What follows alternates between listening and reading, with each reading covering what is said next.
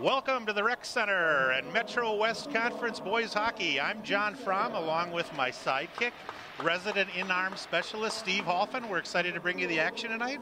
Steve, your thoughts on this game between Chaska and St. Louis Park? Well, John, thanks for the nice introduction there. I know that Chaska's a little down. You spoke with head coach Snuggerud earlier this week to get a little scouting on him.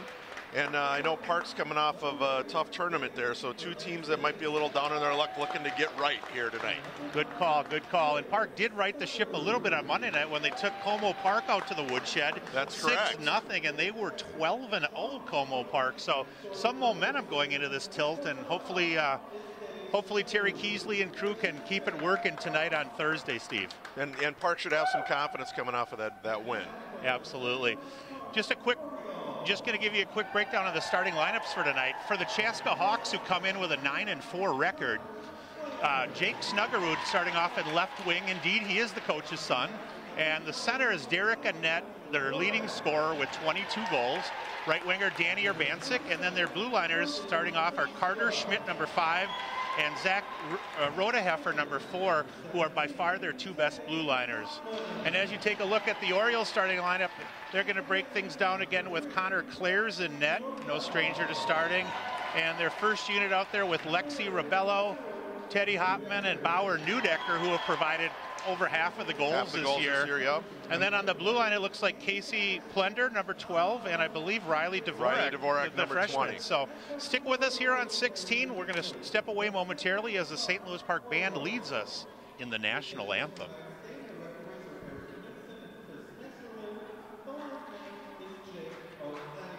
Once again, this is the first game in the Metro West Conference, so kind of a fun for both teams.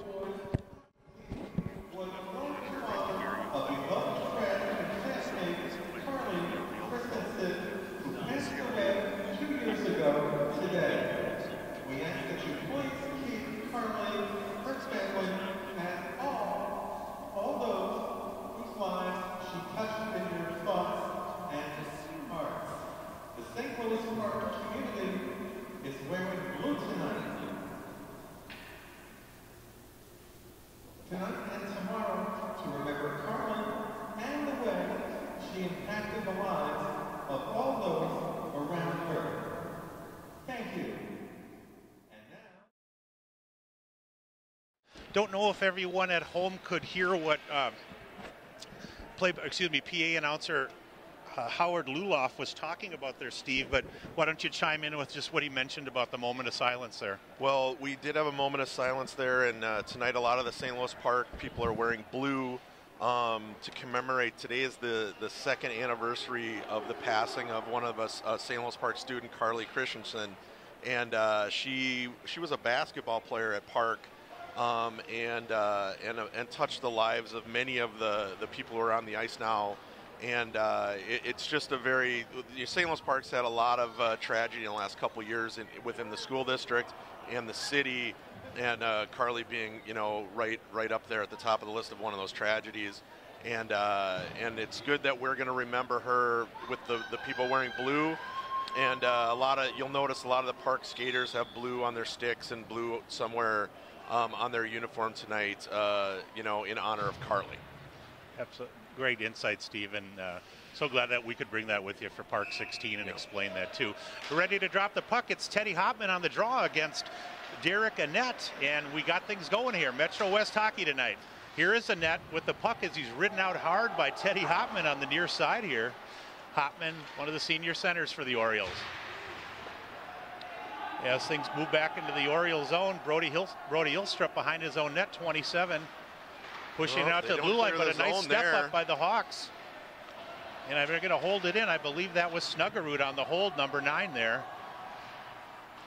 Chaska coming at things with, wow, there's a big check in the corner. They're going to rotate 7 forwards in here where the Orioles are going to play 3 full lines. So, that might be too many men, don't you think? Yeah, it hit him right on the skate, Steve. I think the other guy was already on the ice. I think you're right. I think they just let that one go. I don't know why. Absolutely. Here's Pierce with the puck over to Deming, one of the blue liners. They generally are just going to play 4 defensemen. Deming, number 19, Pierce, 22. We mentioned this is the Chaska Hawks. Yep. Brand new to the Metro West Conference, as is St. Louis Park.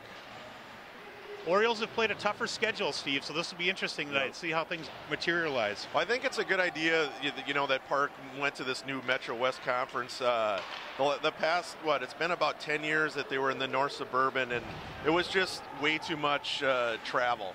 Some of those teams were, 50, 60 miles away that they were going to play, and particularly in the wintertime, going to Chisago. I remember last year when Park went to Chisago, it was a snowstorm, of course, and the bus was about 45 minutes late.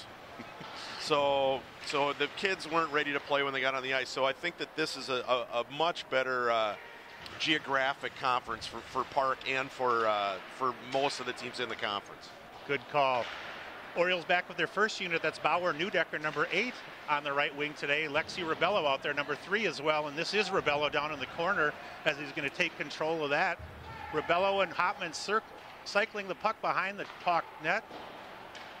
Puck is chipped out momentarily by Schmidt, but he's not able to break the zone.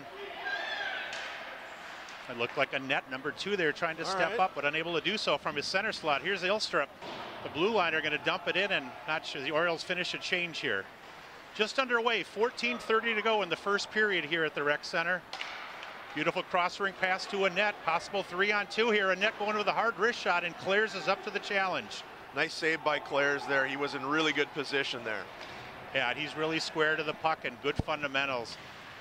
Oh, nice cross-rink opportunity there as Will Gleason almost hit the far side. Don't know if he was trying to find somebody on the back door there, Steve. No, that was a good shot by Gleason. A nice low shot, trying to hopefully create a rebound on something like that shot there. And here is Alec Gaetan. Gaetan going to bring things up and cross-rink it over to Gleason, who dumps it in, and he's going to change on the fly. For the Hawks, as we mentioned, as Patrick Borderwick now at the puck, number 10. Nice cross-rink pass to Rebello, who's just going to dump it in, and Borderwick and crew going to head to the bench. And this is Roan for the Hawks, number 17, as both teams just kind of feeling each other out here. Yep. A lot of neutral zone center ice play so far. Pierce, defenseman, going to chip it on down. Blue line going to change for Chaska, and here is Ilstrup again for the Orioles. He's got Rebello up on the far side, or on the near side here. We'll see what he does with it. Momentarily checked off the puck here. Nice check by Annette on the back check there. Oh, here we go. And here's Bauer Neudecker with a possible takeaway here. 8 has the puck. Trying to cycle down low there. He's not able to find anybody, and Deming steps up at an... Looks like Hopman getting some help from his friends Rebello and company. Teddy with the puck now. Hopman cross ice diagonally over to Ilstrup. Ilstrup was not on the blue line there, and it ended up, we weren't able to hold it in. Here's Neudecker receiving a nice pass at the red line. He had the open on the blue line. He must not have just looked in that direction. Yeah, absolutely. Good call, Steve. And here's a break for the Hawks possibly. And here is Urbansic, number 8. We're going to call his name a lot today. He's got 16 goals, number 8 for them. Danny Urbansic. If I mispronounce that, Steve, I think you got it, John. Okay. I think you're right. And once again, Snuggerud 9, Annette 2, and Urbansic 8. That's their big line, Steve. They've combined for 41 goals out of their 62. So that's 2/3 of the scoring by St. Louis Park Education tells me. And that's a solid education from St. Louis Park High School, John. Fundamentally sound, as Steve spent many a year as well, strolling the hallways at many of the Oriole schools. Back to live action here. The Hawks do have the puck behind their own net.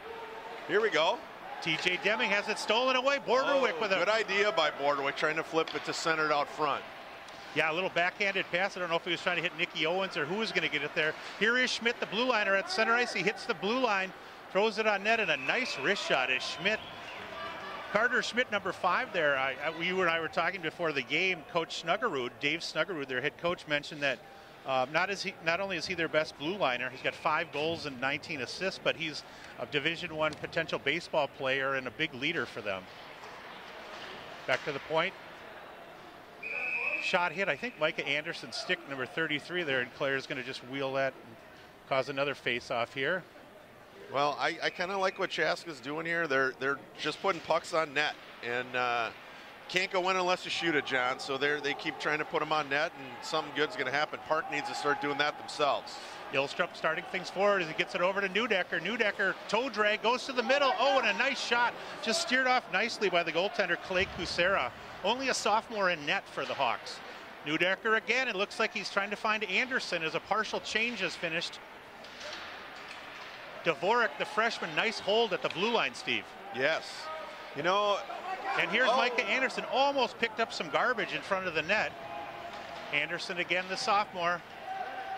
Cycling with Lexi Rebello. Oh, Lexi threw it on net, and that hit 22 Pierce's stick and almost redirected in the net. That was almost a 3-on-1 break there. Plender. Casey Plender made a nice play to keep that puck in the zone. You're right. That was literally inches away from being a 3-on-1. Give it to him. There we go. Oh, a nice redirect on the Nicky Owens with a nice pass out front. And he did indeed find Keenan Kneisel, and Keenan tried to rattle it home, but nothing going. And the Hawks are going to relieve pressure here at the 11:57 mark. Kneisel had a great opportunity there to bury it. He just missed the whole net. A great hockey name, by the way, or any sport. Yeah, Keenan Kneisel. Kneisel. You don't go wrong with that name. That is a good sports name. One of my favorite hockey names of all time from International Falls, Critter Nagurski. Critter Nagurski. Well, and as long as we're bringing up names, on a sad day, J.P. Parisi just passed away yesterday. Another great hockey name. You're right. And great hockey family, of course. You're right. And boy, we should almost have a moment of silence for him. I know Zach, his son, has really had a hard time with that. And our thoughts go out to the Parisi household. Off the face-off win, the Orioles do have it behind the Hawk net. Kneisel and crew out there. He's got, looks like Will Gleason out there as well. Gleason trying to work things. Plender, nice backhand pass on the near wall here. Gets it over to Kneisel, cross-ring pass. Oh, Owens almost on the back door there, Steve. Here's Owens again, number 9, the senior, just playing catch the two of them. And now it is taken off their stick by Rodeheffer, number 4, the big left-handed shooting defenseman back there. Good hold that time by Riley Esperson, number 7 for the Orioles. Esperson uses the stick well again and knocks it up to Kneisel. Esperson also a senior for St. Louis Park. And here Riley's really stepped up this year. He was up and down the last couple of years on varsity. He's played very well since I've been watching him play this year. Really great kid, great family, great people. What else can you say? Oh, big check near center ice as Lexi Rebello absorbed a little bit. Icing. Yep, Derek Annette tried to line Lexi Rebello up, and I think it's fair to say, with Rebello and Neudecker on the wings, you probably have 2 of the slightest in stature wingers you're going to see. So it'll be interesting to see if that first unit for Chaska really takes the physical play to that Oriole crew. Yeah, they're going to want to try and do that. They're both pretty good at avoiding contact, though. Here's a net off the face-off win. He does win it back to the point, but it did cross over, so we had a delayed offside. Negated. Here's the Orioles straight forward. Here's, a beautiful play by Riley Dvorak, forward, backward, and then a backhand on net. And the freshman almost gets his 4th of the year. Chipped down, and I think we're going to have another icing. Boy, Dvorak really, I'd heard the freshman got a hat trick when we covered the North Shore game a few weeks ago. I was at that game. You were? And you did a great job that game. I was just kind of hanging in the background, picking up some tips from you on the play-by-play, John. Well, if you ever want to know how not to do things, definitely listen to me, folks. Back to live action. A little over 10 minutes remaining in the first period here. Bordewick, as St. Louis Park does control things off the faceoff. Patrick, right-handed shooter, does have it taken away by the Hawks. And here's a break as Urbancic, number 8, tries to go through the legs of Brody Ilstrup. But Brody gets to get a skate on it nicely. Orioles are usually playing 5 defensemen. We'll see if they continue that rotation. Ooh, a little takedown at center ice as Will Gleason says not so fast. All right, here comes Nicky Owens. Get a shot off here. No. Nicky almost able to get a rebound there as he had it knocked off his stick for a second.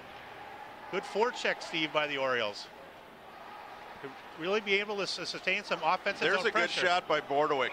Excellent wrister high there. And Patrick's another guy that's had a good year. The junior, 4 goals and 3 assists on the year.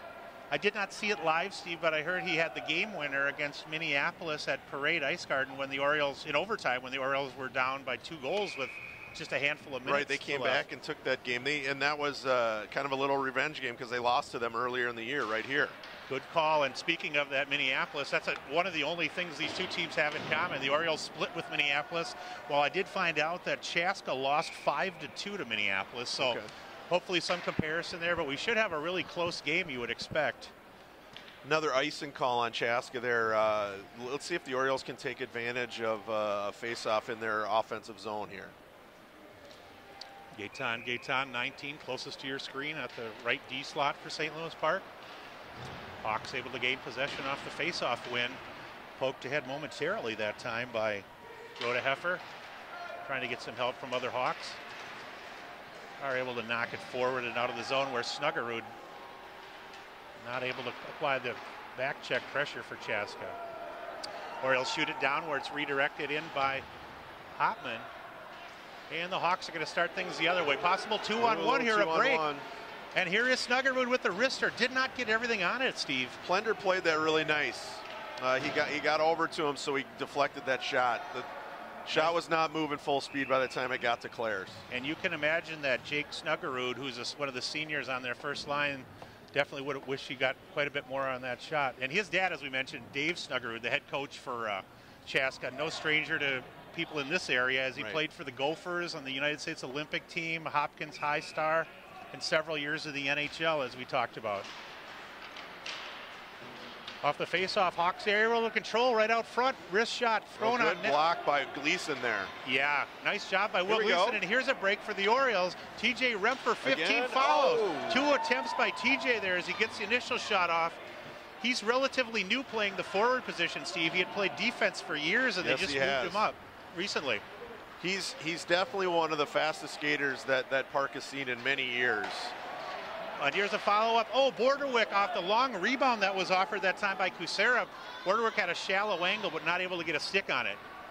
So here is Remfer and Borderwick just kind of cycling down there. Ooh, a net with a hard takedown on Borderwick. If this was high school wrestling, that would have been 2 points for a clean takedown. Looks like the refs are letting him play a bit tonight, John.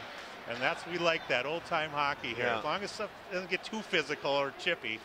And here's Rebello going to lay a check nicely on Cal Pierce. Neudecker out to the point this time. Looks like Dvorak going to throw a wrist shot right on net. A real snapper there. I like the way Dvorak's playing. He's throwing it on net. Yeah, really nice snapshot too. You know, he got it off really quick. He couldn't tell where it was going to go. You know, that reminds me of a former blue liner that graduated last year. Noah Fortmeyer always had the nice snapper right from the blue line. I thought you were going to go back into the archives and pull the Tim Brummer name out, perhaps from the class of '85, but he generally wound up with the slap shot. He wasn't so much of a snapshot guy. Yeah, we're dating ourselves, but that's okay. Exactly. Tim, of course, grew up on Steve's block, and they remain good friends to this day. Off the face-off win, Chaska with 7:17 remaining gets the puck towards center ice, but the Orioles are able to step up there. Now let's see if they can get a strong forecheck going here. Anderson behind the net applying pressure for St. Louis Park. They do. They keep it in. Esperson keeps it in there. Yeah, Roan 17 had it taken away by Esperson. Here is Esperson again, just going to chip it down. I'd rather see him throw that puck on net. Yeah, there was some people out front there, and here is for the Hawks. They do gain possession here. Roan trying to battle on the sidewall here. Has it taken away by St. Louis Park, and here is Borderwick just going to chip it down as the Orioles finish a change. They send some fresh bodies out there. Schmidt going to work it to Rodeheffer behind the net. Owens looks like he might take her away. Yeah, look at Nicky Owens checking a Rodeheffer right off the puck here. Owens again. Seems to me, Steve, just as an outsider here, that the Orioles have a much more aggressive and successful forecheck operating so far than Chaska certainly does. I know Coach Keasley's been working on a lot of fundamentals, and after that first Minneapolis game, I had a little conversation with the coach. He was just a bit offsides there. I think the camera might have caught that one. Yeah. And Coach was talking about how they were really working hard on not only the forecheck, but on the breakout. Just kind of getting back to some fundamentals and really working on clicking on all cylinders. And it has showed since they really went to work on some of those fundamentals. Great. Off the face-off win, Rebello going to gain possession. A nice wrist shot by the junior. He follows his attempt, isn't able to put it on net. But a nice hold that time by Ilstrup as he's erased from the play momentarily. We are going to have a whistle, a hand pass. Might have been a hand pass there. Yeah, a little hand action there if you see the official doing that. So the Hawks adorned in their purple sweaters with the yellow and white trim, or should we call that a gold and white trim? And the Orioles, I'm kind of glad we went back last year to kind of the traditional look with the SLP. Yep. For a few years we had the O on the crest there for Orioles. Here's Dvorak again. We've called the freshman's name a few times, looking for Neudecker on a home run. Got him. Oh, Bauer not quite able to get that on the stick, but he does gain possession here. I'm actually surprised they didn't call icing on that. Apparently they said he got a piece of it. I didn't think he did either. Yeah. I thought it was going to be an icing. Good call, Steve. Here's Neudecker again, operating on this circle here as he throws it down to Rebello. Rebello, another right-handed shooter, has it momentarily slide off his stick, and Snuggerud going to chip it away. And that first unit for Chaska going to change. Here comes Krayenbeck and crew for the Hawks. Nice move that time by Ilstrup. 27 going to the center ice. Nice wrister on net again. Oh, almost a follow opportunity as Kucera giving up a few longer rebounds, and I'm sure that's something Coach Snuggerud will have to deal with on the I like some of these younger defensemen are aggressive. They really are. They're, exactly. They're what Coach Keesley used to say when the kids were younger, a Russian defenseman. Literally Russian. Yeah, Russian defenseman. That's what he used to call it when he, Coach Keesley, you know, he doesn't, people probably don't know this, but Coach Keesley had 2 kids that played in the St. Louis Park system. Nice opportunity almost finished there by Nicky Owens. Go ahead, Steve, sorry. And, oh, wow. There's the follow and a goal! A beautiful shot, it looked like, and I believe we have. I was just going to say they're peppering the net. One of these has got to go in, and then of course it did. Now I didn't see who got I picked think it that up. might have been Will Gleason. I'm not positive. I think it was a right-handed shooter who got it on the rebound on a backhand. We're going to wait till Howard gives us the official information on that. But I think you might be right. I think it might be William Gleason. So because I know Nicky Owens was out there too, and it was Gleason. So good for Gleason. Will 6th of the year. And Steve, here's an interesting stat line.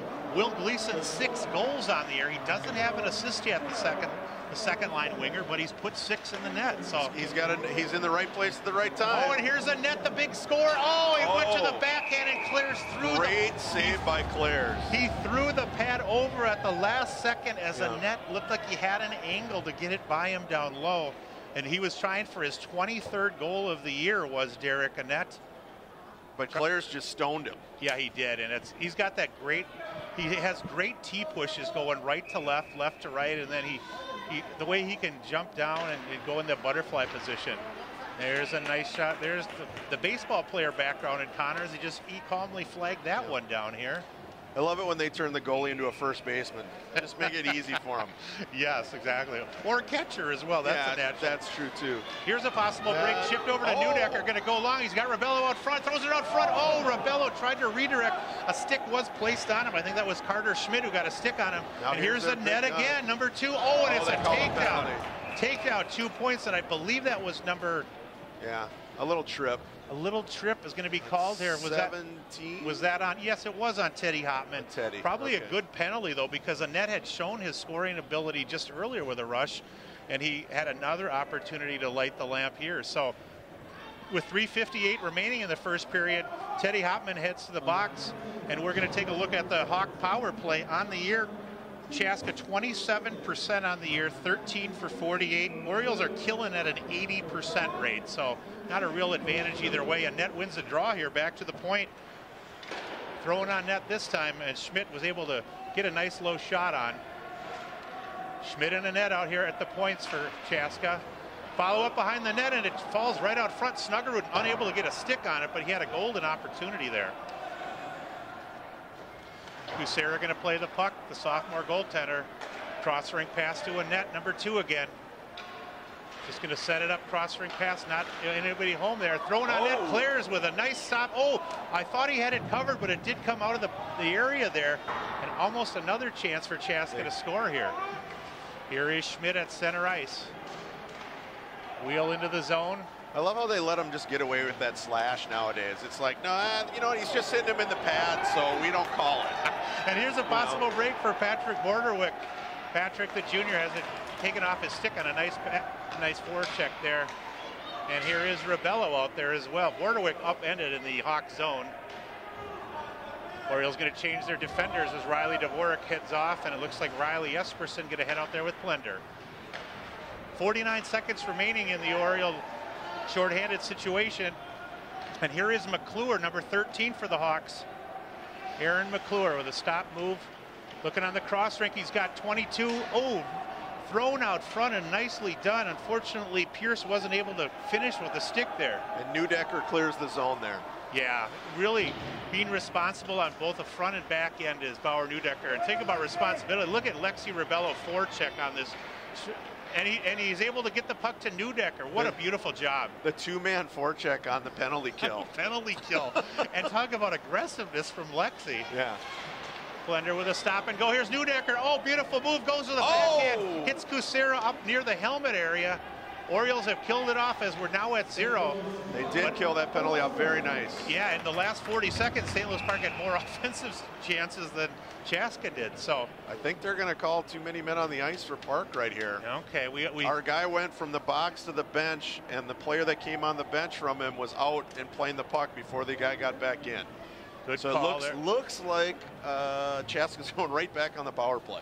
Yeah, you can see Terry Keesley discussing something with the official there, and I'm not sure if they're in any form of agreement, but really interesting which Oriole does. Looks like Mr. Neudecker going to take the 2-minute time here. Not sure. We'll listen for the call. 1:54 is all that remains in the first period here. And it looks like the net group out there to run the power play again, just fresh off a 2-minute power play. They go right back on it. St. Louis Park's got Hopman against the net on the draw here. Teddy does a nice job stopping the momentum offensively, but it's taken away by Chaska. Here is McDonald operating behind the net as he throws it on the sidewall here. And the net wasn't able to get a stick on it. Now Schmidt stops on the far side, number 5, going to pass it over to Annette. Little 3-on-2 if they hurry, the Hawks. Thrown out front. Opportunity here. Oh, he had a great opportunity to shoot that, and he was looking for the perfect pass. And that was Urbancic, who, number 8, Urbancic on the other side, and Annette finishes, as he has all season. Derek Annette, number 2, lights the lamp with a beautiful one-time effort into the short side there. And he hit it right in the corner. It was a beautiful shot. It went right where Clares couldn't get it. Clares was in good position, as good a position as he was going to be. So yeah, and a power play goal. The Orioles had killed off the first one, but that power play goal going to be the 14th power play goal of the year, and that's Annette's 23rd goal of the season for the senior. Coach Snuggerwood wanted us to mention for sure that he's in the top 10 in statewide scoring, and has a bright hockey future at the junior level, it sounds like, for next year. With just over 1:10 remaining in the first period, Plender going to circle the wagons in his own zone. Has his forward momentum stop momentarily, but here is Owens with the puck. Nicky Owens with a break. And he throws a wrister on Kucera, able to close the 5-hole momentarily. There was a nice effort by Nick. And here is Deming in the corner. Throws it over to Pierce, and Pierce tries the breakout pass. Here's Urbancic, 8, as he's being, a nice hustle play by Robello as he beats Urbancic to the puck. He won the race. You know, you got to win those races. Yep. Great hustle play. And here's Nick Owens hustling again. He's going to throw a shot on net. Looked like the Hawks were just standing around thinking that he'd never get to it, Steve, and he indeed threw it on net. So he just hit the side of the net. If he could have got that to pop out front, it looked like Neudecker was ready to bury it for him. And there's Dvorak coming up from his defense slot, pinch it in and holding that puck for 15 seconds so the Orioles can finish their change, Steve. Nicely done by Riley. It's going to be thrown down, no icing though, and we'll see if the Orioles can get one last chance. Might get one. They got to get another shot on goal here. Tried to pass it up front to Gleason with 5 seconds remaining. We'll see if Borderwick's just going to do a nice job there and chip it out front. And right at about the buzzer, and indeed we are going to hit the buzzer. Mr. Kucera did put a glove on it. And a really well-played period, in my opinion, by the Orioles. They were snake-bitten the last 2 minutes by a power play goal by Chaska's Derek Annette, but as Steve goes through the summary information, the Orioles did. So I was on the unofficial shots on goal from up here in the press box, John. I've got St. Louis Park with 15 shots on goal, obviously with one going in. So he made the Chaska goalie made 14 saves, and Connor Clares made 8 saves out of the 9 shots that he saw in that period. Pretty solid goaltending on both sides. Yeah, and you mentioned Orioles not only with a shot advantage, but a possession advantage, really aggressive on that forecheck, really causing a lot of turnovers, and they're cycling the puck well down there as well, too, Steve. And you know what? Go back to one thing I was saying, John. If the one thing you're going to find with a Coach Keesley coach team is they're going to be fundamentally sound. He really does work on the fundamentals because he feels like you go back to the basics and you're never going to get hurt that way. He coached many of these kids that are skating when they were mites and squirts, well, squirts most likely. He coached some mites. After his kids had gone on all the way through the program, he came back to the youth association and he started coaching, and he really liked staying at about the squirt level just because of what I was talking about, because of the fundamentals. He thought that was the best spot to teach the fundamentals and make sure that every hockey player he coached would have, be fundamentally sound as they moved on throughout the association. And it's a credit to Coach Keesley that he's now the varsity coach, and he's getting to re-see some of the kids that he coached when they were at the squirt level. And you're right, what a great family line.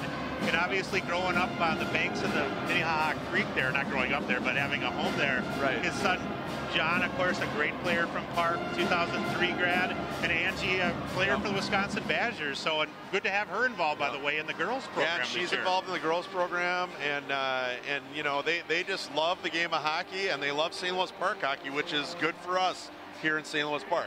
Well, and speaking of St. Louis Park, as we momentarily are going to step away for an intermission, Steve is a city councilman in St. Louis Park. Anything new going on, Steve, as we hit the new year? I haven't really kept abreast of all the situations, but anything you want to announce? Or? Well, John does have the Sun Sailor right here, and he was just thumbing through it so he could hit me with that question. No, hey, John, honestly, I appreciate the question. There's actually always a lot going on with city business. Mostly redevelopment. Okay. There's over at the West End where there's a spot where we've done a lot of events where the Cavalier was, that horse show was there, and then they did the You Betcha Festival there. We have had some developers come and they want to build an apartment complex, a hotel, and a couple of office buildings in that vacant piece of land right now. So that just got put before the council recently. Duke it's actually Duke owns that land right now, but it's not Duke Development that's going to be doing that. Duke actually just recently sold the West End to another company, and I honestly don't. I've seen it in my paperwork, but I don't know the name of the company. Right. So that's one of the things that's going on. Another big thing that's going on: the old U.S. Swim and Fitness on Excelsior Boulevard. That has been vacant now for a handful of years is up for redevelopment. And then one other spot, just on the other side of the Excelsior and Grand, there's some older retail spots. Well, Bridgewater Bank purchased that. Any relation to Teddy Bridgewater? Or? Not as far as I know, John. Okay. When we get Teddy on next time, we'll have to ask him that. So Bridgewater Bank, they have a branch in Bloomington and like one other spot, and they're going to be moving into St. Louis Park, so there's going to be some more bank competition here in St. Louis Park. Boy, I'd say. And then just with the light rail, just an update in case anybody hasn't been alive for the last 10 years.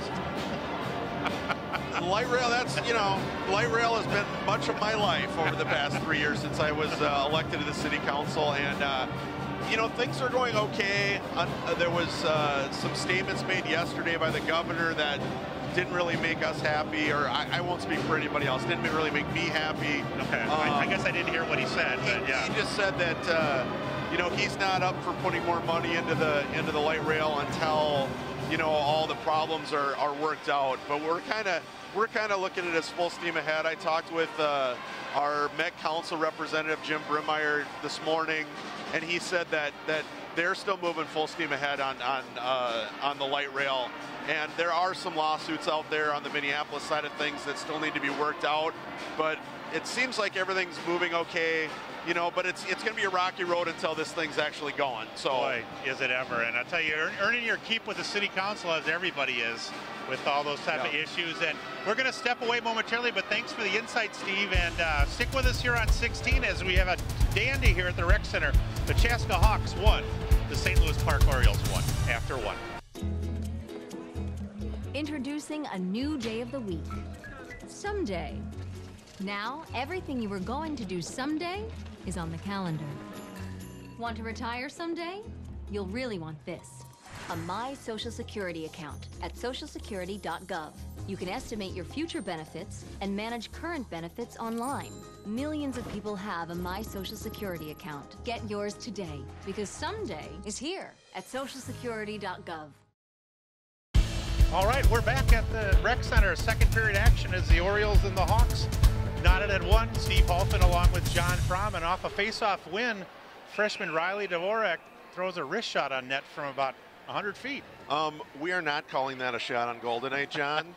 That will not be a shot on goal. Not, at least in my unofficial shots, it's not. It was very wide, and it was very seeable as well for Clay Kucera, the sophomore goaltender, who did do a nice job in the first period, as did Connor Clares as well, who could not have done a thing about the goal that was scored against him. That's true. Yeah.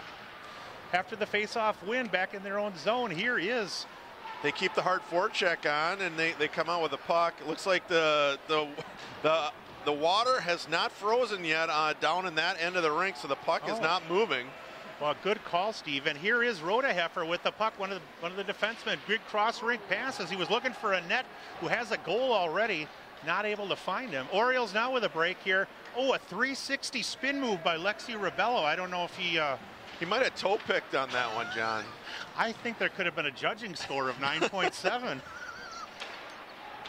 So we're back here. He caught the toe pick, and he did the pirouettes. That was really, seriously, folks, I hope you rewind the action and you can see what happened there with Lexi. So off the Orioles are able to dump it in here. Here is Gleason fresh off a first period goal. The ice is not, the water is still is not frozen over there on that side of the ice. Is that a common occurrence? I guess I haven't noticed that very often. Every now and then, if they get out there too soon right after the Zamboni, they got to give that water time to freeze. So. Good insight. Not like back in days of old, like up in Cloquet, where it was below zero in the rink, and the second the water came out of the Zamboni, it was frozen. A little bit different here at the rec center. That was their good call, Steve. That was their Bancic, whose shot went off one of the Orioles sticks, and Connor Clares was able to glove it here at 15:33 of the second period. If you just joined us here on Park 16, first ever game for both teams in the newly formed Metro West Conference. Maybe this will become a big rivalry. And why don't we list the teams that are in the Metro West Conference for the people that that are watching at home? You've got some classic old Lake Conference teams. You've got Bloomington Kennedy and Bloomington Jefferson. You've got Richfield, and you've got St. Louis Park.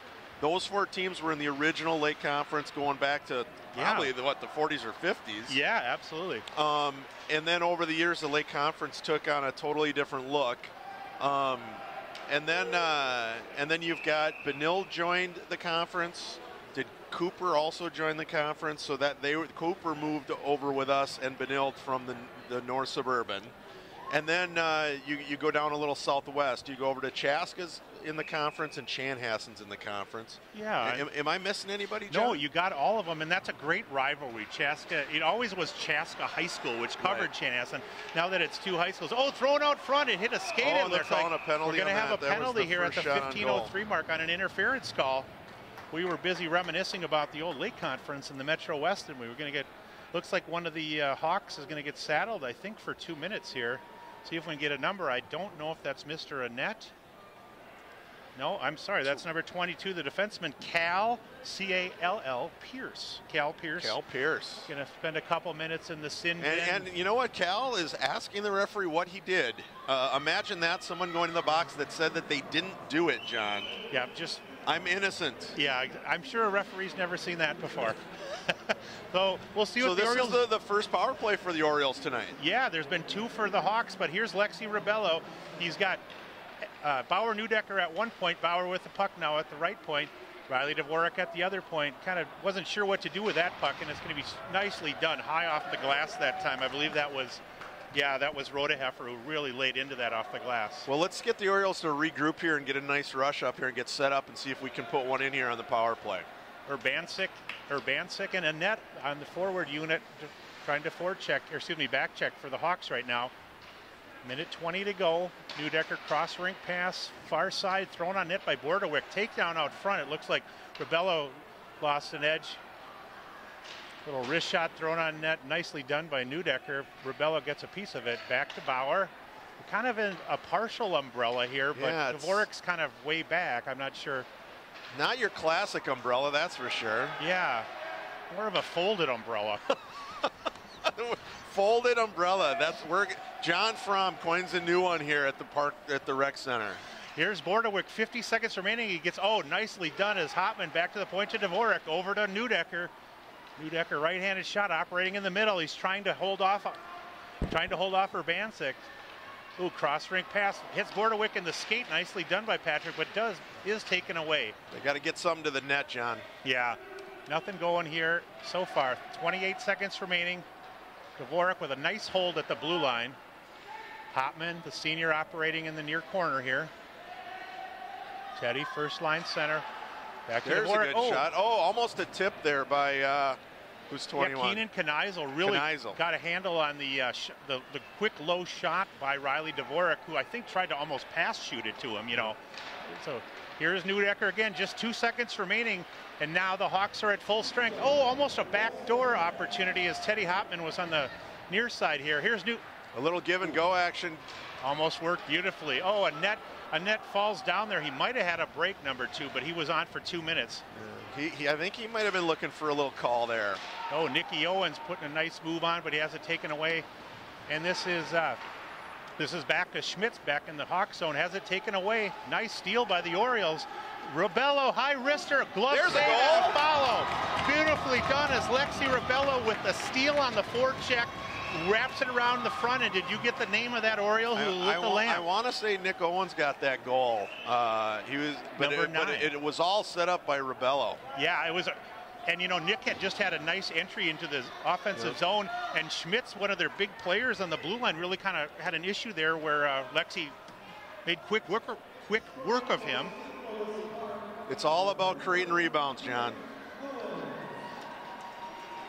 Well, it sure happened. So that puts it at 2-1, and nothing really that Clay Kucera could have done either. He's done a nice job making the initial saves. He had a nice save just a minute ago, too, on that high blocker shot where he had to come big on that. I know TJ Halfin used to love to go high blocker, didn't he, in his day as a right-handed shooter? He went high blocker. Well, actually, he liked to go high glove side, like I used to say, and turn that goalie into a first baseman. There you go. Make it easy for the goalie. Here's did you hear if they said it was Nick Owens that got that goal? I did not hear. Okay. I'm having a hard time hearing Howard Luloff. I'm pretty sure it was Nick Owens that got it. And Rebello with the assist and Owens with the goal. And here is Nick Owens on the draw here. It's the Owens, Rempfer, and Gleason line out there right now. Taken away by the Hawks as they'll work it the other way with Pierce coming up the short side here. Krayenbeck also out there. And here is Snuggerud 9, just going to try to tap it out, but a nice pinch in by Casey Plender neutralizes that. Kind of a blind pass up the near side, and Snuggerud didn't see it coming, and it is a turnover. And Orioles with Gaetan hits center ice. A lot of purple on the near side here, and here is a net. He's got one already. Oh, he goes through the Oriole player. A beautiful job to pass it to himself. I don't know if that was Plender he went through, but and thrown out to Urbancic at the point here. Annette going to corral that. Do a little 180 in the Orioles zone. Nice backhand pass to the point. Here's Pierce with a one-time shot. Looks like Plender blocks that one pretty nice. Nicely done. Rempfer with some speed towards the middle if they see him. Little 3-on, I guess not a 3-on-2, but here's Hopman going to steal it away from Pierce in the far corner there. Thrown up by Pierce, and it looked like Bauer Neudecker tried to lay a check on and kind of did a spinning daffodil there. I don't know what you'd call that. You know what? I think that was the spinning daffodil, John. I need to go, and here's a break for the Orioles. Hopman, high wrister, just goes wide of the net. Missed the whole net. Yeah. Gotta put it on net on that shot. I thought the goalie was a little too deep and didn't come out to cut any angle down either, so I think he did have an angle there. Here's Urbancic just going to chip it up to center ice. And I believe that was Ilstrup got some nice glove on it. And I'm really impressed how much ice time Ilstrup as well as Dvorak the youngsters are getting as well. And I don't know if Riley had any Bantam eligibility still left, but he's really a big piece of the defense puzzle for the Orioles. And obviously he can skate at this level without an issue. Absolutely here. Little Borderwick going to steal that puck off a blind pass that time. And that was Osell who turned it over. Here is Osell again. Cross rink again. Diagonally into the corner where Gleason's going to take it away. Now he's got Kneisel near him. Throws it behind the net. I wonder if any of the other players know how to do the spinning daffodil, John. We'll have to talk about that at the intermission. They're still worried about the folded umbrella, I think. Nothing like doing a game with John Fromm. Yeah, you can turn the sound down at any time, people. Hopefully remember, you guys are having as much fun as we are doing the game. Here is Kneisel behind the Hawk net. Nice forecheck, and Micah Anderson going to help him out as they cycle there. Nice move by Kneisel as he goes by the Hawk defender. Looked like, yeah, absolutely. He went right by Schmitz there. And here is Borderwick again, and it's almost been... Oh, good pass to Plender, who just couldn't hold on to the puck there. Yep. Casey couldn't hang on, but now he falls down. Oh, at least he stuck with it. He wisely did the right thing there. Now here's a one-on-one with Neudecker. He's got Rebello, but a nice job by Annette, able to get a backhand stick on that. Otherwise, Lexi might have had a chance there. Chipped up towards center ice, and it's going to be too far, and ice is going to be whistled here. We're at the 9-minute mark of the second period, and if you just joined us here, it's Metro West Boys Hockey Conference action. First time we've ever been able to say that. That is a mouthful, John. It is. It's almost like a folded umbrella, I suppose. But anyway, Steve, so scoring for the second period as the Orioles went ahead. Little summary, so I'm going to throw it to Steve for a second. So far, it looks like Park's got about 4 shots on goal, and they did get one of them to go in. We've got Nick Owens from Lexi Rebello. And the shots on the other end, they're actually, I'm not even showing a shot for Chaska in this period yet. So the puck has basically been in the Chaska end this whole period, and Park is keeping the pressure on right now. They really are, and Park's defensemen have a lot of vertical as well as lateral speed, and they're pinching successfully. And both teams are, I realize that Chaska's only really playing 7 forwards, but these guys are in great shape at this point, so the Orioles definitely have more team speed. Yeah, and I'm guessing that the fact that they're only playing 2 lines or 7 forward, that's going to show in the third period. Park should be able to take advantage of them being pretty tired. You'd think so, especially with these 17-minute periods. Back when you and I were in high school, they were still 15. They were just 15, that's correct. correct. It's another 6 minutes, and chipped up to Borderwick here. Gaetan got it to Patrick. Now here, unfortunately that falls off Will Gleason's stick. Annette gonna, wow. Crossbar. What a laser by Will Annette. Yeah. I thought for a second that hit Claire's helmet, but it was a crossbar. Crossbar, it didn't go bar down, it went bar up, and guess what, John? Not a shot on goal. Not a shot on goal, but what a laser by Annette. I don't think anybody could have seen that. No wonder he's got 23 goals on the year. It was a great shot. It would have been better for him if it went in, though. Yeah. And it did bounce right off one of the Benilde flags, so there's maybe consolation for him. I don't know. Off the face-off win for the Hawks, Annette and crew able to hold it in. Here is Urbanczyk out there getting a little help as well by Deming. Here's Deming going to hold it in for them. Ooh, that was a dangerous pass. Annette with the puck. He's got McClure on the backside. Going to try to cycle it down to McClure. Oh, he missed the puck completely as he tried to cycle it himself. Deming. Nice takedown by Patrick Borderwick at center ice. I don't know, the 2 young men ran into each other hard there. Snuggeruded himself. Here's Esperson, the defender, with a drive. Orioles finish a line change, so Riley skates it all the way in himself. Was able to hold possession, and the Orioles finish the change. Oh, a little 2-on-1 here. 2-on-1, and it looks like Urbanczyk's out there, and we also have Osell, but nothing materializes that time. And that was Riley Dvorak that was left home alone there as the only defenseman on that 2-on-1. I'll tell you what, Lexi Rebello is all over the place, and he doesn't stop moving. He absolutely, the motor is just, and I think those 2 guys just, obviously Bauer, has had a great season as well, but Lexi's really come, last year he played a lot of JV, Steve. Yep. And, and he's not the biggest in stature. He's really aggressive on the baseball field too, loves to steal bases, and he's got a lot of natural speed. And to be fearless at that size, that's wonderful, yeah. Uh-oh. Oh, here's a breakaway as as Urbansik's got a 1-on-0. Oh, and a nice dipsy do move. I think that hit another post here. Urbansic beat Dvorak. I think Claire's got a piece of that, John. He might have. I was going to say, if he got a part of that, fantastic job by Connor. Clean takeaway there by Urbansic. Chipped out to center ice. Here is Rabella, who we just mentioned again. Pierce in his own zone tries to break it out, but Neudecker steps up and takes it away. Dvorak with a wrist shot from the point. Follow. Oh, it almost found the back of the net as Teddy Hopman got a stick on it. Pearson there battling. Oh, he just likes to go. Yeah, they're really sending a net deep. I don't know if our fans can see that on the widescreen, but they're really trying to find him. Here's Urbansic again. He just had a great opportunity. Oh, and nice job by Connor to try to come out a little bit and make him lose that puck behind the net. So Rabello again. He's got Neudecker. A little give and go pass too far, and we're going to get an ice though. A little too much on that one, and maybe a good time for a break as well. I can imagine Coach Snuggerud doesn't mind the the break so much when you're only skating 6 or 7. Right. And their 7th forward is Roan, number 17, and I haven't seen him. He's out there now, but he's kind of like a sporadic insert, it looks like to me. So, and here's a new player also for them. 29 is out there for Chaska. I don't have a name on him at this point. Might have been a JV call-up tonight. Absolutely.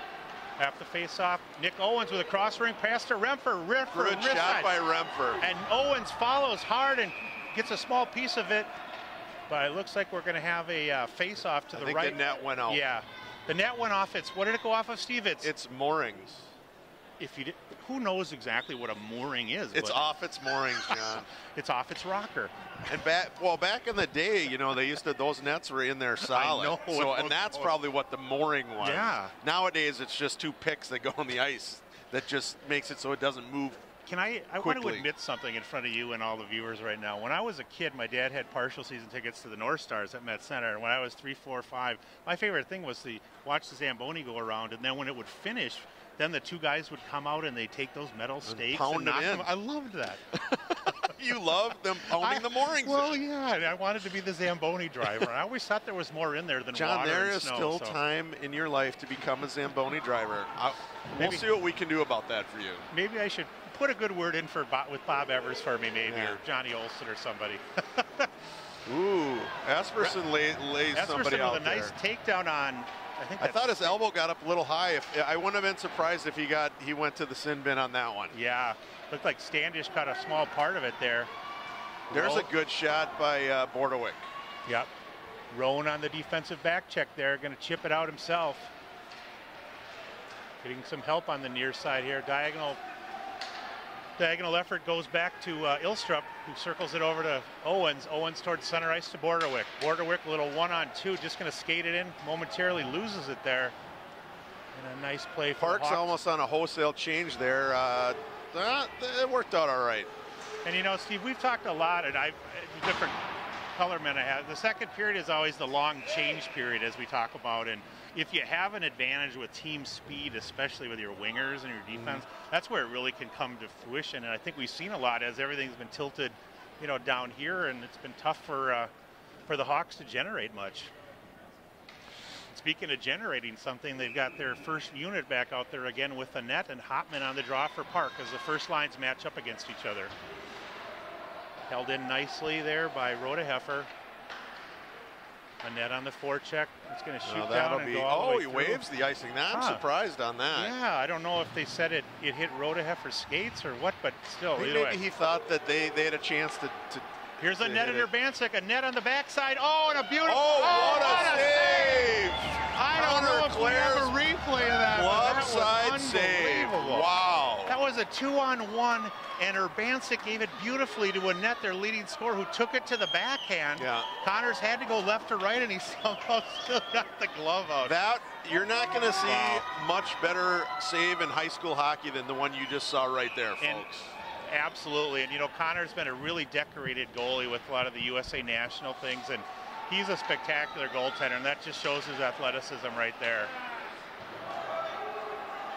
Off the face-off win, it's still 2-1 thanks to Mr. Clares. Orioles trying to break it out, but Dvorak has his pocket picked. Luckily for him, he's got Kneisel there to help bail him out. Gleason battling on the far wall. Couple of Hawks and a couple Orioles. A little scrum developing. Little tap pass behind the net, and Owen's going to try to play a little give and go with Kneisel. Kneisel able to pass it on up with the backhand. They're not calling that one either. Yeah, another. Owens he's got to stick up high, but they're letting him play more than I'm used to seeing anyways. Yeah, that was McClure for the Hawks, who had some good big physical contact on the check over here on the near side. Here's Dvorak just going to rattle it all the way around where it hits off the skate of the goaltender, Kucera. Orioles with a clean steal out in front, and Teddy Hoffman. He stole the puck clean, now he bats it down, backhand attempt.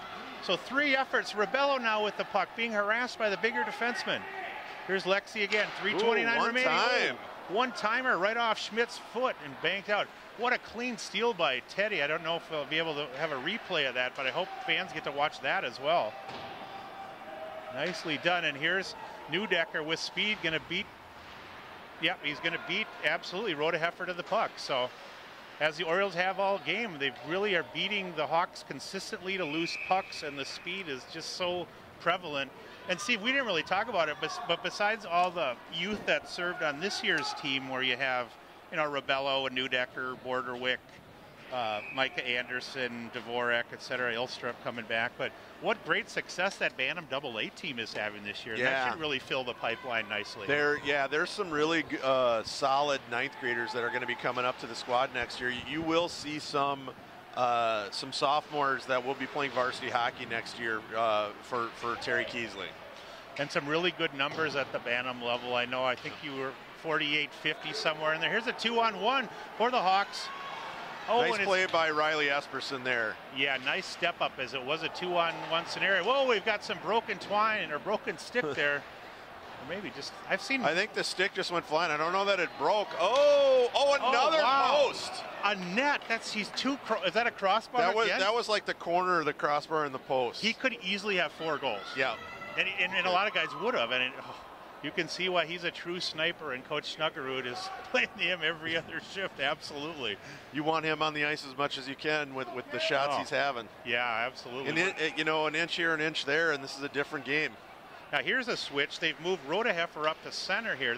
He's been playing defense the whole game. Here is Rodeheffer, number 4. He's got an angle on Esperson, circles the wagons in the corner here. Back to the point as well. Hard slap shot thrown on net that time by Moore. And crashed into the corner by Crayenbrick. Oh, and a loose puck banks out front.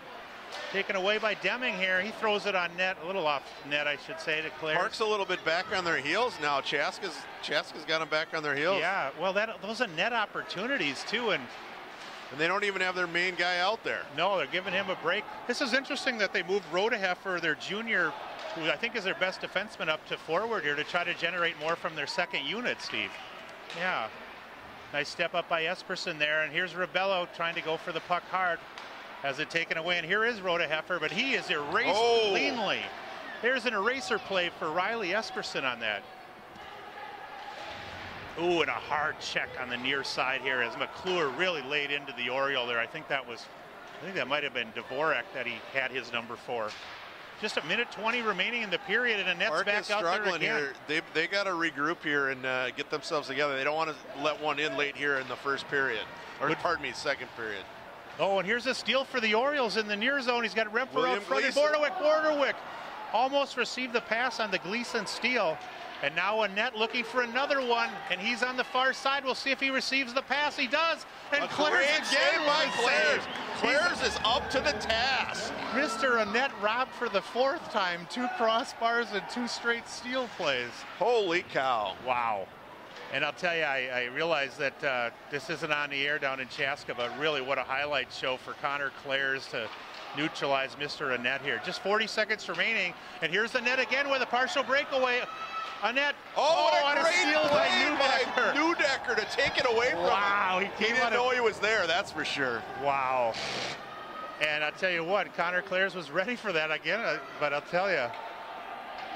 He thought he had more time than that. I don't think he was going. I think he was going to bury that one if Neudecker didn't take it away. Yeah, he was being very deliberate on his mannerisms. He was like, I've had enough of this. Thrown out front. Here's and with only 9 seconds remaining, Bauer Neudecker goes to the backhand. and accepts a beautiful pass, and the Orioles. It's actually a shame for the Chaska team. They've been in our end the last 3-4 minutes, and they've really put the pressure on. Boy. And that really takes the wind out of the sails at Chaska. And it was a great, I mean, literally, as we mentioned, all the 4 net opportunities, and then the Orioles break it down. And I was worried the Orioles were going to. I was worried the Orioles were going to give one up with 9 seconds, and it ended up going the other way. We here at Park will take it, though. Boy, this is, yeah, absolutely. I'm just fine being the Homer color guy tonight. That's fine with me. That's fine. I always try to stay neutral. I don't have any orange and black in my blood. Okay, I'm just joking, folks. All right, so that'll pretty much clear the period here. I'll see if Dvorak can get a quick shot off. All right, and that's going to be the end of the period. Wow. I know Teddy Hopman got one of the assists there. I did not hear who got the second one, but somebody being congratulated on the far side, that's Connor Clares, who, although a couple of those pipes aren't considered shots, he had 2 just brilliant saves. Just absolutely brilliant saves that thwarted the Hawks from adding to their 1 goal, and the Orioles add a pair that period. We talked about one of them earlier in the period, and that last one there by Bauer Neudecker. What do you have officially, Steve? For so I'm going to call this the unofficial shots on goal because it was me doing it, but I call it official. Though, okay. You have a pencil. So I had a Chaska with only 4 shots on goal, but I do have 2 solid pipe shots on top of that. On top of the 4 shots on goal. And then they did not score that period. And then St. Louis Park I had with 9 shots on goal, and two of them found the twine. So there's a 2-period total of 24 for Park, and a two-period total of 13 for Chaska. And I did not go by Chuckapucks. That's an announcement, folks, and he can't deal with it right now, but maybe there's somebody who wins and we'll share the money with you anyway. No, well, we'll share the winner. We'll give him a shout out when we come back for the 3rd period. Yeah, I don't see Beth Holfin here to buy a Chuckapuck for you. She really loves coming into cold arenas. I know she does. Fun. That's true. Stick with us here on 16 for exciting Metro West 3rd period action. After 2, St. Louis Park 3, the Chaska Hawks 1. I remember the moment clearly. I'll never forget that moment. As long as I live. I realized at that moment, when we first saw the damage, these people really needed us. And I was going to make a difference, right here in my community. Together with local responders, we cleared trees and collapsed walls. We had to get to the family trapped beneath. As a citizen soldier, I made a difference. Be there for your community at NationalGuard.com. We are back here on Park 16. John Fromm along with Steve Holfin ready to bring you 3rd period action. And John, right before they drop the puck, we have to say that Tommy Rempfer, father of TJ Rempfer, won the Chuckapuck. So a little shout out to Tommy. And I did not even see him throwing the Chuckapuck. I don't know if Gail was the one who stepped up. Were you really looking strong at all the people that were throwing the pucks, John? There was too many of them to count, that's for sure. Off the faceoff. Oh, a quick steal. That was okay. I did thought call offside. They did. I tell you what. I was going to start yelling at the refs there, John. And I was looking for the number of that freight train, and I thought it was going to be 2 for a net again, but it was number 4, Rhoda Hefferu. So the play was definitely offside, though. The referee might have maybe a little delayed in the call, but they got it right. Yeah, absolutely. A net out there again here as he's with Urbanek and Snuggerud again. Dvorak. Coach Keesley really does have confidence in these young defenders that he started them every period. Yeah, absolutely, and just ran into Andy Neudecker, Bauer's father, during the intermission, and had a brief conversation, and he was really talking about, he doesn't ever want to talk about his kids or himself or anything, but he was asking questions about the Bantam AA team in the future, and he was just so excited about where the program overall will be at the high school level, and not only next year, but for the next 4 or 5 years. That's right. Absolutely. So. A bad turnover in the zone there. Owens comes away with it. There they go. They broke it out of the zone. Nick Owens with a pass ahead to Patrick Borderwick. Borderwick able to get a stick on it. Gleason going to try to follow as well, but it looks like Pierce behind the net. Ooh, kind of ends up being a harmless pursuit in front of the net here. 3 Hawks on the near side, but nicely done for Casey Plenner, able to dump it in. Orioles keeping that 3rd forward always high here. You've only got a 2-goal lead, and what do they say about the 2-goal lead, Steve? It's the most dangerous lead in the game, John. It is. I don't know why it is, but it is. It's the toughest lead to hold in the game of hockey. These are some of the greatest phrases you can ever. Well, you know what? That is what they say, John. Exactly. All right, Ilstrup off the faceoff, shoots it from his red line and kicks it in initially. Here's a cross-rink pass to Schmidt. Schmidt, right-handed shooter, going to get some help from his friends. Thrown on net, and that's just a token effort by Rain. And Connor clears. Almost. Maybe they should throw some knuckleball shots at Connor. Maybe the slower the better. Try to get him off his game. Sometimes the changeup is the toughest one for the goalie when the speed isn't what they're expecting it to be. Yeah, good call. Here's Annette again. Wins the draw. Back to Schmidt. Quick hold for Chaska. Lexi Rebello on the back check. Cross-ring pass. Beautiful play. Beautiful play by Will Annette. Made that whole play number 2, and he cross-rinked it over to number 4, Rhoda Heffer, who's been splitting time between D. I think that was Rhoda Heffer 4 who layered it in. Yep. That was a very good pass. He didn't pass it to the player. He passed it to the open ice where the player was moving to, and he didn't have a huge angle to throw it through either. It was really precise. So he might have been thwarted 4 times in the second period, but that 2-goal lead is now a 1-goal lead, and we're only 15:29 remaining still. Renfer going to pursue the puck out front. Oh, and a nice chip to Owens, and the goaltender. I'll tell you what, Kucera did a nice job. Ball up by Nicky Owens, and Kucera gets a pad on that. Taken away again, and a break by Roan. Wow, some good effort back and forth here. Here's Nicky Owens circling the wagons. Oh, 360, almost a knee to his gut there. And Nicky is down and in some pain in the Orioles zone. He's moving slow. Yeah, he really got hit. Here's Esperson, nice job just stopping. He didn't have numbers, wants to change to finish. Throws it out front. The Orioles are able to finish the change here. And Nicky Owens does get off the rink okay. Hopefully he'll be okay long term here. I think he might have just had the wind knocked out of him. Hopefully he'll catch his wind over on the bench and see his next shift. Here's Deming, shoots it up. Pierce going to help as well. And here's Kragenhoff. Number 6 got the puck, and he's going to shoot it in. And Lexi Rebello finishes a check hard. And then Micah Anderson gets a piece of him as well. So number 6, Connor Krayenbrick, not feeling the best after getting punished by a couple of Oriole checkers there. That's a good wave off by the back official there. The defender had a chance to play that puck and took a turn the wrong way. Good call, good insight.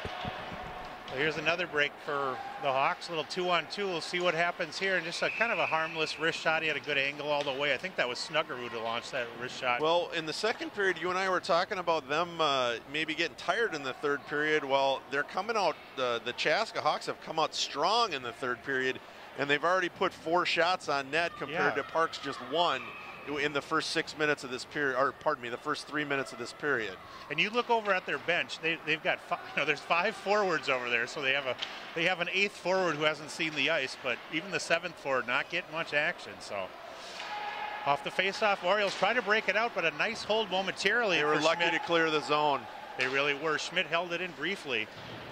And here's Kanizel going to use the wheels. He shoots it all the way around and goes after it himself. Kicked out to center ice, possible break for the Hawks, and a nice job of back checking by Borderwick, able to prevent a break. Kanizel going to backhand it in where Gleason going to help on the pursuit. Rhoda Heffer going to one-time it up the boards here. And again, here's Osell. Loses control. It really seems like, they're kind of mixing here. Now they've got a net out there with Osell and another guy on the second line, so they're really floating these guys. For Bannock as well. A lot of play at neutral ice here in the last minute or so. Yeah, absolutely. Annette finishes a check hard for the Hawks. Schmidt lost that puck momentarily and skates. Rebello going to take it away off the boards. Get a little help from Dvorak, and Dvorak comes in. Dvorak camped in front of the net here, but Lexi Rebello supported him, as did Teddy Hopman defensively. That's good to see. Schmidt cross-ring pass to Rhoda Heffer. The two, Lexi and Bauer, they just love forechecking. They're all over you. Man, it's really going to be fun. And those two guys are going to be back next year, absolutely. There's Lexi, little backhand effort, hits off a skate. And Dvorak with a dipsy-do moves as he beats one of the Hawk defenders. And here is Schmidt behind the net, and Schmidt takes him out clean. I kind of got taught a little lesson there when he took her behind the net that you can't just walk around the back of the net when you're his size. Yeah, you've got to watch for those elbows. And here is Here is Lexi again. Oh, he's nicely done. He pushes it right between the skates of number 9, Snuggerud, and heads to the bench. Remfer in for Rebello here, and TJ going to throw it in where Kucera just going to steer it to Schmidt. Schmidt got some help over here with Osell, but Neudecker going to take it away. A slash attempt by Schmidt, nobody home. Owens at the point, wrister just goes wide of the net where Ilstrup will come in and pinch nicely. Schmidt's been out there quite a while, and he's a little winded out there. So they seem to. This particular official does not like calling icing, I think. I have a feeling Mr. Snuggerud doesn't mind the icings with 6 forwards a lot either, right? Yeah. And that slap shot attempt by Casey Plender hits high off a stick of Cal Pearson. Because I'm not sure what he saw on that one, but that kind of looked like icing to me, John. Yeah, I was going to say, right. So if you just joined us here on Park 16, Metro West Boys Hockey, first ever conference game for these soon-to-be longtime rivals, hopefully. St. Louis Park, a nice effort. Plender's shot, it hit something out front, and I don't know if that was Owen's stick, but it laid there momentarily. Ilstrup tries to finish a check, nobody home here. A net on the forecheck, almost a clean steal, but Plender able to get the puck and nicely clip it out. Remfer making some contact, making some friends on the near wall. Oh, nice move by Owens to get to the middle. The defender just got to him in time, so he couldn't get a clean shot off. Kragenthorpe and a net on the back check here. Here's Kragenthorpe again. Ooh, cross rink pass and nobody home. Oh, and unfortunately for the Orioles, it's Urbanek's got the puck again, number 8, and he dumps it down in. Hawks going to change on the fly here, keep things moving at the 10:39 mark. 3-2 if you just joined us, Orioles. Connor clears. And here's an effort as well. Wrist shot going wide by Dvorak. He almost tried to shoot that off the instep of the goalie, it looked like, and bank it in. Rink ahead as well, where Snuggerud going to pass it over. And he's got it over to Schmidt again, and Schmidt partially erased by Hopman. Cross rink pass to Hopman. Stolen away by Rodeheffer. Rodeheffer, maybe a 2-on-1 here. Rodeheffer taken wide by Esperson, thrown out front. Nicely done by Riley, getting him wide. And here's a shot right on net by Osell, and a nice effort by Snuggerud getting him the puck. And Rebello with a chance if Hopman can see him, but Hopman going to keep the puck. Nice move by Teddy. Oh, and another dinner bell is rung.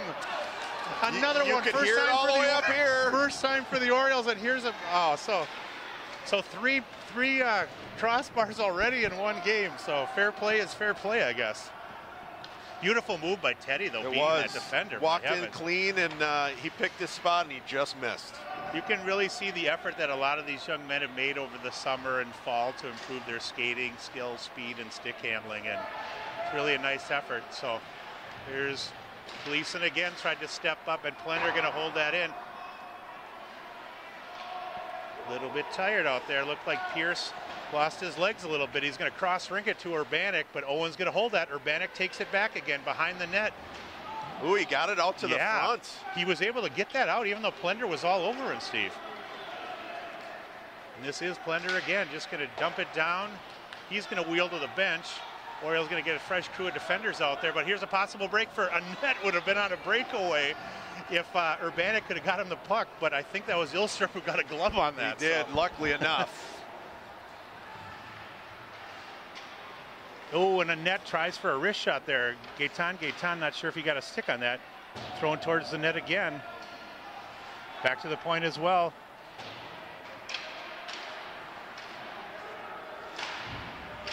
Pierce going to step up as well. Cross rink action, backhand attempt, and Claire's going to reach to his left and make a nice effort on TJ Deming there, number 19. Yeah, just 4 blue liners as well for Chaska. So, and the Orioles not really going much deeper here. You're going to see Micah Anderson getting some more work.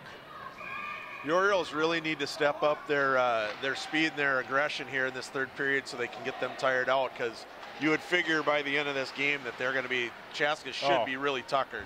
You should be. Just by the amount of ice time that they're all getting. Schmidt going to step up and chip it there. Dvorak gets a glove in it and passes it to himself, but Snuggerud going to stop that at center ice. Kicks it ahead, and Osell gets a stick on it. And here comes Neudecker with speed. Little 1-on-3 situation. Stops at the blue line. Drop pass to Rebello. Going to the backhand and forehand. Shoots it out front. Does hit one of the Hawks players. Shot did not get through. Sometimes they go for the shot that they think is going to be a better shot, but then they don't even get the shot off. And no icing again there, Steve. Yeah. The puck, that one official had his hand up the whole time. Hopman going to have it taken away momentarily there as Rowan had a nice angle for a break, but he was erased on the play. Dvorak again, 20 with the puck, comes in and cross angles it. Oh, that wow. almost got through. Kusera's done a nice job in net for the sophomore. Only his 4th game in net, Steve. I know we've talked so much about Connor Clare's saves, but Kusera was 1-2 or 2-1 on the year with a 1.64, and he had a .934 save percentage. And I found out that one of the reasons I think he's going to play a lot in the conference is he made 45 out of 46 saves in a game against Greenway, where they were outshot 46-15. Wow! So, and they won the game. So he proved himself to Coach Snuggerud there, huh? Thrown on nice backhand attempt by Borderwick, held in by Plender. His slap shot hits one of the Hawk players out front, and here's Rowan with the puck. He's just going to hit the red line and dump it in, where Claire's going to kick it in the corner. Osell not able to get a hand on that for the Hawks, and instead the puck comes the other way, where it's dropped down by Nicky Owens. Oh, nice shot down and low by Plender on the far side of effort here. Here's a 2-on-1 break as well. And I'll tell you what, you've got Pierce here. Pierce with the puck. Oh, and he kind of fanned on it, and Plender got a stick on it there. So Pierce, as a defenseman, didn't have as a right-handed shooter, Steve, he was on the wrong side of the ice to make a forehand pass very well. And I'll tell you what, something that went unnoticed there, Riley Esperson really worked his hard to be, he got into that play as a back checker, so. Good point, he caught up with him. Oh, Hopman with an opportunity, home. And then Kusera had gone right to left to try to neutralize the Hopman advantage, and then Robello tried to follow and almost did. Here's Urbanek, number 8, gets some wheels as he jumps around Neudecker as well. Tries to freeze Neudecker in the corner with a nice check. Indeed he does. Scrum out front, a couple of Hawks and 3 Orioles going hard for the puck. And here's a net. Haven't called his name as much here in the 3rd period. Maybe he's picking his spots. Here is Derek Annette circling the wagons in his own zone, being back-checked hard by Bauer Neudecker, and he. Were you thinking cross-check there, John? No, I was surprised he had a backhand pass in his own zone, and there wasn't a defenseman there, I guess. Right. So. Dangerous is what you were thinking? Yeah, exactly. I was like, and here's Urbanek. He's got a net across rink, but a nice neutralization. Takes it away from him. Yeah, nice takeout. And Bauer gets it to Rebello, who gets it to Hopman. 1-on-1 for Ted. He goes to the middle, and a clean job, and he takes Schmitz, and Schmitz takes him out there. Good work by Schmitz as well. Or Schmidt, I should say. Here's a break as well, and another solid play by Esperson there. He's where he's supposed to be. He's got good size and good lateral movement, good vision, and he neutralized Krayenbeck. And here's Krayenbeck again, just trying to drop it in. Just 4:55 remaining. The Hawks down by 1. Only 1 goal, and it was early in the 3rd period here. A beautiful effort. And here's Esperson behind the Orioles zone. The senior going to pass it over to to Nicky Owens, one of the captains for the Orioles, and his backhand effort going to lay on net here. So he gets a weak shot on goal on that one, John. That's kind of a half a shot. But, you know, if you look on Hockey Hub for your stats, and I know all of our fans go to Minnesota Hockey Hub for all their fix. They all do. They can sometimes see the shots, how many shots each of the players Well, they're had. not going to get to take a look at my fine shot chart here, John. Well, here's something interesting. I'm kind of surprised, but Coach Keesley went for the timeout here. I really kind of thought Coach... He's helping them. Yeah, in a way, I'm not making any... He might be frustrated with the play, though, and he wants to get a point across. Right.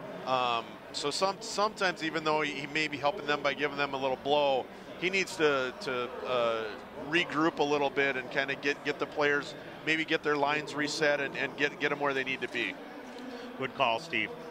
And while we're breaking, want to make sure, those of you who are watching the game tonight, if you do want to get a copy of the game, we haven't announced this yet, but if you do want to buy a copy, go to ParkTV.org, or you can call Paul Broden at the number on your screen.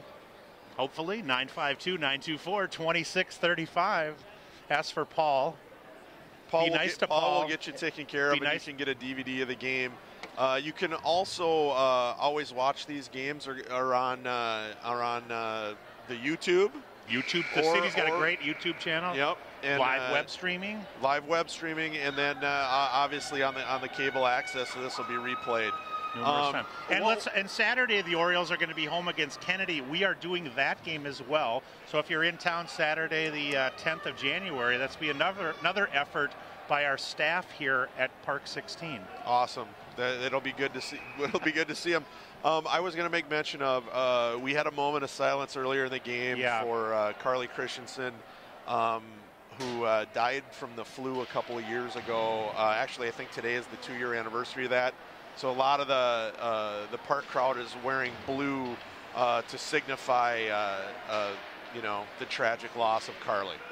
Yeah, thanks for reminding everybody about that. And you talked earlier, and I hope everybody can appreciate what's going on in the park community. I know there's been stories about it. Oh, Newdecker goes hard for that. Just 4:12 remaining here. I'm sure you're going to see the Annette Urbanek line out there just a ton for the Hawks. They're going to switch back here, though. They keep sending Annette and Urbanek out forward, and they keep hitting them in the neutral zone in stride. Yeah, absolutely. Snuggerud out there. It looks like Crayon Brick. And here's Schmidt with the puck. The blue line are going to throw it cross rink where Snuggerud going to get a stick on it. Not able to push it forward, though. And the Hawks kind of in a little disarray here, a little clumsy with the puck. And Rodenheffer, and we are going to have a momentary break here and a stoppage. Little offside. Little offside, yeah. Teddy Hotman thought he had been offsides, and the linesman said, "Nope, you are offside, sir." So he blew the whistle. Well, and we're really glad you could join us tonight. Metro West Conference hockey action. You say Metro, I say West. Metro. West. All right, slap shot. Oh, I think that was an Esperson shot from the point. It had a lot on it. Oh, here's a break for Annette again. He's got Esperson harassing him, and and off Clear's helmet that time. Yeah, it was a shot that was up high. Yeah, Clearsy went down and he squared well to the puck, and he had a nice angle, but Annette feeling like he was robbed again. So Riley did a nice job getting back on that play just to at least allow him not to make a move towards the forward part of the ice there. He was looking for William Gleason on the break there, just missed him. Here's an opportunity out front. Oh, and a wrist shot just goes wide that time by Annette, who was at the point that time on a drop play. Oh, and Owens throws that off McClure's, looked like his ankle or behind him there. Forecheck for the Orioles with Borderwick being pursued by McClure. Diagonally down into the corner here, taken away by Deming and the Hawks. Just 2:40 remaining. 3-2 Orioles. We'll take an eye on the Chaska Hawk goaltender here, Kucera. They snuck somebody behind the defense again there. They just missed him. Yep, that was Deming kind of trying to cherry pick it, as they like to call it, honestly. Cherry picking, trying to get a goal. Here's Ilstrup, just going to do a nice job, just hold that zone and backhand it deep. 2:15 remaining, 3-2 Orioles. Here's Newdecker with an angle, shallow angle, hit a part of the net or side of the net. Might have got the backside of the pipe, but he didn't ring the bell, John. No dinner bell that time. Rabella with the forecheck, and this is just what the doctor ordered. The Orioles keeping the puck in the zone. Newdecker and Rabella battling hard on the near side here, and they are not able to get it out. Schmidt having a tough time. He gets forecheck it over to, is really working hard and good for the Orioles right now. And Pierce and Rodenheffer having a real tough time getting the puck out, and Rodenheffer just blindly throws it to center ice, where Ilstrup going to pick up and just dump it back in with 1:40 and 1:30. We'll keep our eyes on Kucera. Here's a 1-on-3 break. Annette, and he's hauled down by Riley Dvorak, and that will be a penalty with 1:26 remaining in the third period. Annette had an angle there, and Riley got a stick, and it is definitely a... Now, this is, in one way, the only way this is an advantage, fans, to the Orioles is because they're shorthanded. I was just going to say what you're going to say, You John. Say it then. Go ahead, tell them. Tell them when you're shorthanded, and then you, well, it would be icing if you weren't shorthanded. You get to ice it and just keep shooting at that empty net on the other end of the ice. Right, exactly. Yeah, and it is empty now. Kucera looks like he's going to come out. And they don't get the icing call, so it takes them a lot longer to go all the way from end to end.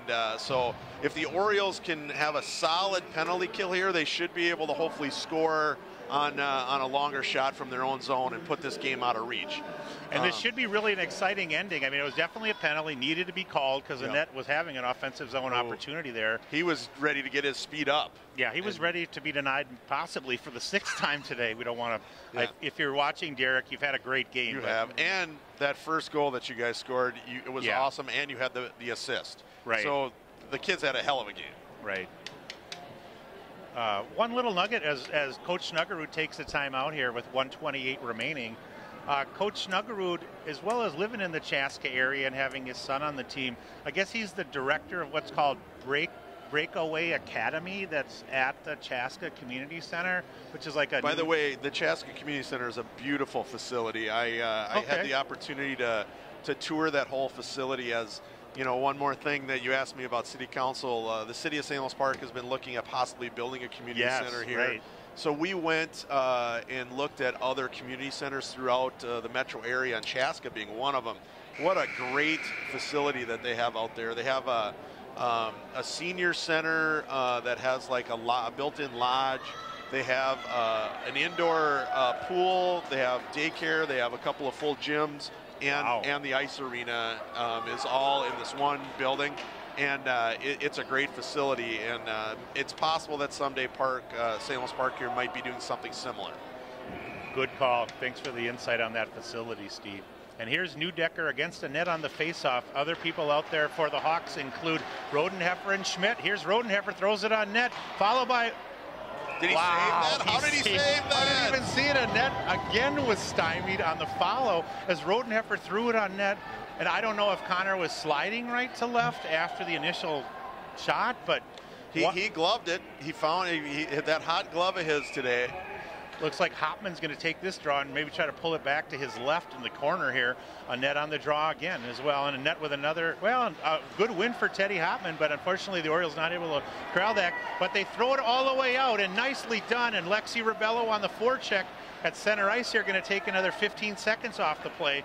On that, circling the wagons at the red line. He's got an angle, but Hopman going to try to finish a check on him. And Nick Owens battling hard for the puck as well. Did they get it out? No. Oh, there they go. What a nice effort by Hopman. A 2-on-1.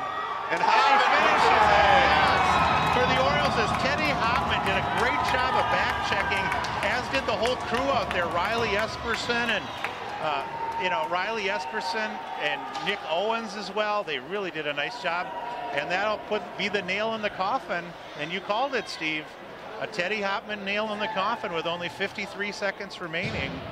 And that'll push the Orioles to 4-7-2 on the season as they get ready to host the Kennedy Eagles this Saturday, January 10th at 2:30 here at the Rec Center. Kennedy had a really good team last year. I'm not sure how they are this year. You know, the one thing I know is they just defeated Laverne, who is ranked like 12th in Class A, who was having a good year. So they beat them in one of the Schwann's Cups I saw. So that'll pretty much do it here. Just 35 seconds remaining unless there can be a late opportunity. Here is Osell with a break. Drop pass on him. Maybe I spoke too soon as it's thrown out front. Snuggerud couldn't finish that time. Schmidt makes a nice move and beats Gleason there. Just 25 seconds remaining. Obviously, Snuggerud chose to put the goaltender back in.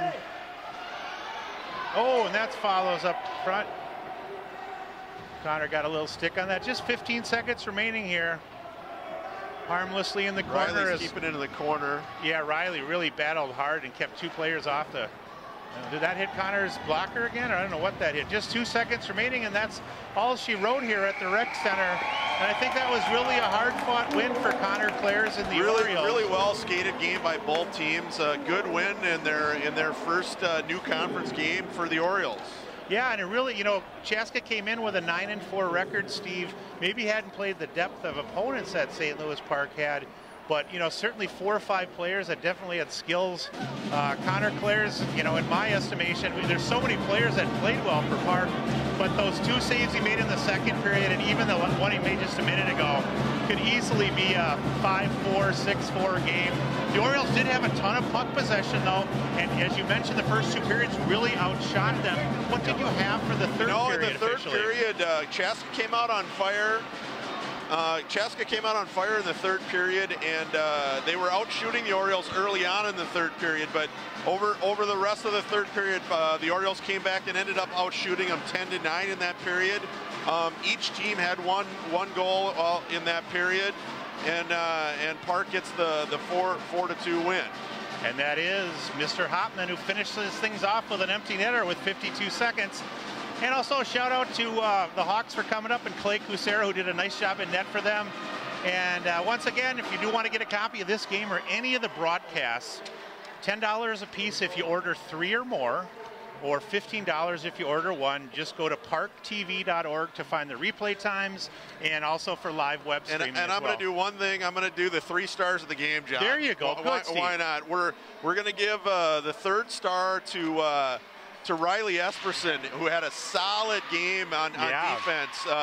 He's not one of the starting defenders, but boy, when he was on the ice, he was where he was supposed to be. He back-checked, he filled his spot very nice, so a great game by Riley. I'm going to give the number 2 star to Derek Annette for Chaska. If Chaska would have won the game, he would have been the number 1 star, because boy, that kid can skate. Yeah, he's got wheels and offense. And the goal he scored too was on a one-time effort. He had 2 points tonight and played a heck of a game.